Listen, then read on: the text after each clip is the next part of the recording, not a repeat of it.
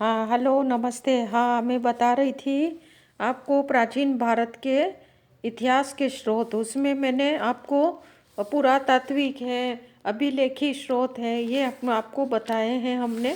अब आपको जो बता रहे हैं, अभिलेखी स्रोत है, सिक्के हैं, मोहरें हैं, मृदभांड है, औजार है, इन सब के बारे में आपको बताया है। अभी अब हम बताएंगे साहित्यिक स्रोत। साहित्यिक स्रोत में को दो भागों में बांटा जाता है।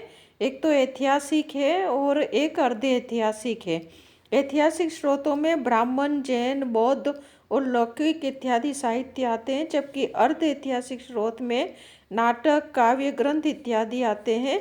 इनमें से इतिहासकार अपने उद्देश्य के विवरण मिलाकर इतिहास के निर्माण करने में उपयोग में लेता है। ये जो है धार्मिक साहित्य के आधार पर तीन वर्गों में बांटा जाता है। एक तो सबसे पहला है ब्राह्मण साहित्य। ब्राह्मण साहित्य में सबसे प्राचीनतम वेदों को लेते हैं। ये चार वेद हैं। ऋग्वेद जो हम पढ़ते हैं, यजुर्वेद है, सामवेद है, अथर्ववेद है। इन वेदों के बारे में हम पढ़ते हैं। आपको बताते हैं कि प्राचीन जो है महत्वपूर्ण साहित्य है। अब जो है अगला जो उसमें एक है, चारों वेदों पर जो टीकाएं लिखी गई है वो ब्राह्मण ग्रंथ है। और ब्राह्मण ग्रंथ में ब्राह्मण ग्रंथ उसको कहते हैं। और ब्राह्मण ग्रंथ में शतपथ ब्राह्मण, ऐतरेय ब्राह्मण, तैतरेय ब्राह्मण, ये सारे ब्राह्मण ग्रंथ आते हैं। जबकि आरण्यक उपनिषद मूल रूप से ब्राह्मण ग्रंथों के ही अंग हैं। फिर है वैदिक परंपरा में सूत्र साहित्य का भी हमें निर्माण में देखने को मिलता है, जिसमें है कल्प सूत्र, जिसमें वैदिक यज्ञों का विवरण और वर्गीकरण, ग्रह सूत्र जिनमें जन सामान्य प्रचलित संस्कारों, कर्म कांडों, सामाजिक जीवनों का वर्णन, धर्म सूत्र में सामाजिक पारिवारिक जीवन के विविध संस्कारों, उपनयन संस्कार, अन्य संस्कार, आर्थिक गतिविधियाँ, राजनीतिक गतिविधियाँ इत्यादि आती है। वैदिक साहित्य में वेदांग साहित्य का भी बड़ा महत्व है। और वेदांग साहित्य जो है, वेदांग जो है 6 ग्रंथ है वे आते हैं। वे है और ये है शिक्षा, बुद्धि, शुद्ध आचरण का शास्त्र, काव्य, याज्ञिक विधि विधान, निरुक्त में शब्दों की उत्पत्ति और रचना का शास्त्र, व्याकरण में शुद्ध बोलने और लिखने का शास्त्र, छंद, पद्य रचना से संबंधित शास्त्र और ज्योतिष प्रमुख है। स्मृतियों में भी मनुस्मृति जैसे है, याज्ञवल्क्य स्मृति है, नारद स्मृति है, बृहस्पति स्मृति है, ये सारे स्मृति ग्रंथ है, जिसमें मनुस्मृति सबसे प्राचीन ग्रंथ है। रामायण महाभारत का मैंने पूरा आपको चैप्टर बताया था, उसमें मैं सब बता चुकी हूँ आपको। उसके बाद पुराणों में 18 पुराण हैं, जो मतलब महाकाव्यों के समकालीन है। पद्म है, पार्कंडी है, वायु है, ब्रह्मांड, विष्णु, भागवत, मत्स्य पुराण, नारद पुराण, अग्नि पुराण, भविष्य पुराण, स्कंद पुराण, वराह पुराण, कर्म पुराण, गरुड़ पुराण, ये सारे पुराण उसमें आते हैं। जैन धर्म के साहित्य भी हमें प्राचीन भारत के इतिहास के जानने के स्रोत है। इनकी संख्या मतलब जैन धर्म के अंग के नाम से विख्यात जैन ग्रंथ है, और इनकी संख्या जो है 11 या 12 है। ऐतिहासिक ग्रंथ बहुत बाद में लिखे गए हैं। कल्प सूत्र है, भगवती सूत्र है, ये महत्वपूर्ण जो है ग्रंथ है, जो प्राचीन जैन ग्रंथ है। धर्म ग्रंथ मुनि हेमचंद्र सूरी द्वारा रचित परिशिष्ट पर्वन जो है, भद्रबाहु चरित्र भी, ये भी सबसे प्राचीन जैन ग्रंथ है। जैन आगमों पर अनेक निरुक्त ग्रंथ, भाष्य, टीकाएं, चूर्णियाँ इत्यादि भी लिखी गई है। जैन पुराणों में आचार्य जिनसेन के द्वारा लिखा गया हरिवंश पुराण है, आचार्य जीनसेन व गुणभद्र द्वारा लिखा महापुराण है। कथा साहित्यों में भी 8वीं सदी में हरिभद्र सूरी द्वारा कथाकोश, सम्रादित्य कथा, धूतरीव्यान ऐसे लिखी गई है। उद्योत सूरी के द्वारा 8वीं सदी में उद्योतन सूरी ने 8वीं सदी में कुवलई माला कथा लिखी थी। 10वीं सदी में भी कई ग्रंथ ऐसे लिखे गए हैं। बौद्ध साहित्य जो है, बौद्ध साहित्य में हम जो है प्रारंभिक बौद्ध साहित्य पाली भाषा में लिखे गए हैं। बुद्ध के वचनों का संकलन तीन अलग अलग ग्रंथों के अंतर्गत हुआ है, जिसे त्रिपिटक या तीन पिटारे कहते हैं, जिनकी रचना महात्मा बुद्ध के महापरिनिर्वाण के बाद हुई है। ये ग्रंथ छठी शताब्दी ईसा पूर्व से तीसरी शताब्दी ईस्वी तक ईसा पूर्व की छठी शताब्दी ईसा पूर्व से तीसरी सदी ईसा पूर्व की सामाजिक, धार्मिक, सांस्कृतिक जीवन की झांकियाँ प्रस्तुत करती है। त्रिपिटक तीन है। विनय पिटक, जिसमें बौद्ध नियमों के नियम, बौद्ध संघों के नियम, भिक्षु भिक्षुणियों के जीवन संबंधित विषय और भगवान बुद्ध की शिक्षाएं दी गई है। सुत्त पिटक, जिसमें बुद्ध के उपदेशों पर आधारित है। इसमें 5 निकाय है: दीर्घ निकाय, मध्यम निकाय, संयुक्त निकाय, अंगुत्तर निकाय और क्षुद्र निकाय, ये ग्रंथ है। और अभिधम्म पिटक जो है तीसरा पिटक है। इसमें भगवान बुद्ध की शिक्षाओं में समाहित दार्शनिक और अवधारणाओं को तार्किक रूप से प्रस्तुत किया गया है। पाली ग्रंथों में महत्वपूर्ण मिलिंद पन्हो ग्रंथ है। हिंदी और यूनानी शासक हिंद यूनानी इंडो ग्रीक शासक मिनांडर ने बौद्ध आचार्य नागसेन के मध्य जो इनके बौद्ध धर्म के सिद्धांतों और अवधारणाओं और विवादास्पद प्रश्नों पर जो दार्शनिक वार्तालाप जो किया गया था वो बताया गया है। इसके अलावा महावंश और दीपवंश श्रीलंका के पाली महाकाव्य है। इनमें महावंश की रचना जो है चौथी सदी ईस्वी में महानाम द्वारा की गई, जबकि दीपवंश के लेखक का नाम ज्ञात नहीं है। ठीक है। ये तो दोनों ग्रंथ जो है मौर्य साम्राज्य के इतिहास को जानने का महत्वपूर्ण स्रोत है। अब जो है महावंश की विषय वस्तु का विस्तार महावंश टीका में मिलता है, जिसकी रचना 8वीं सदी में हुई है। परवर्ती काल में संस्कृत भाषा में भी अनेक बौद्ध ग्रंथ लिखे गए।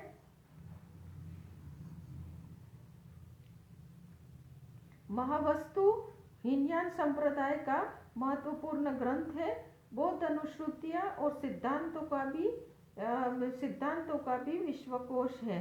द्वितीय सदी ईसा पूर्व में लिखा गया ललित विस्तार बुद्ध को देवी शक्ति के रूप में स्वीकार किया गया है।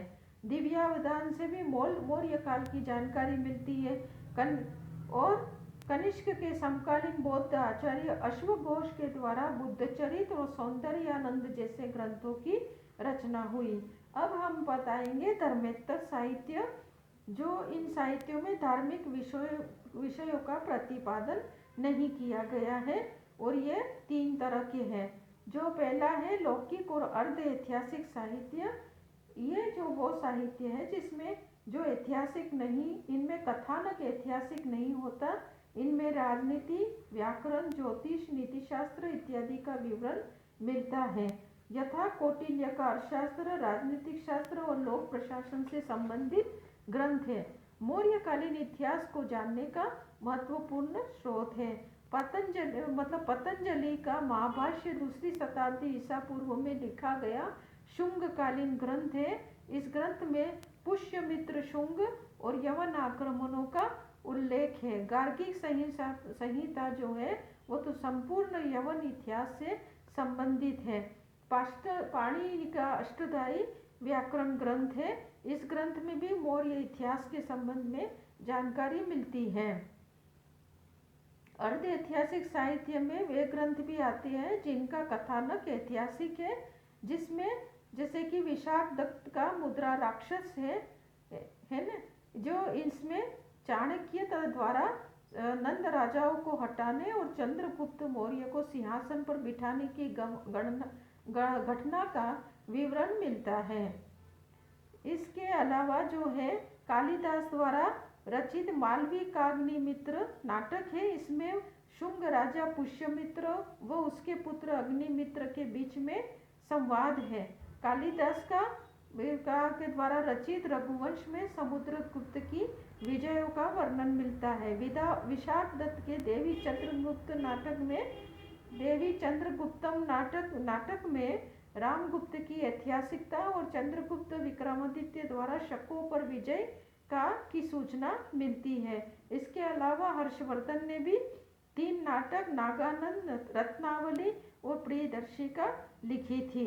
सोमदेव का कथा सरित सागर व क्षेमेंद्र की व्रत कथा मंजरी में भी ऐतिहासिक कथाओं का उल्लेख है। दूसरा जो हम ग्रंथ बताएंगे ऐतिहासिक ग्रंथ, जो शुद्ध ऐतिहासिक ग्रंथ है, जैसे कि 12वीं सदी में लिखा गया कल्हन की राजतरंगिणी है ना, उसमें कश्मीर के इतिहास का हमें वर्णन मिलता है। और हर्षचरित है, बाण ने लिखा था हर्षचरित, तो सम्राट हर्षवर्धन के संबंधित इतिहास की घटना, इनके शासनकाल की घटनाओं का इसमें वर्णन दिया गया है ना।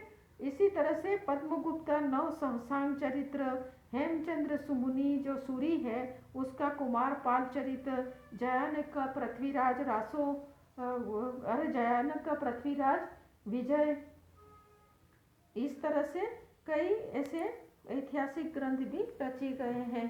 इसमें अब जो है तीसरा जो है क्षेत्रीय भाषाओं के साहित्य, ये हमें इसके भी हमें जानकारी, इसमें भी इससे भी हमें इतिहास, इसमें जो संकलित सामग्री से भी इतिहास निर्माण में सहायता मिलती है।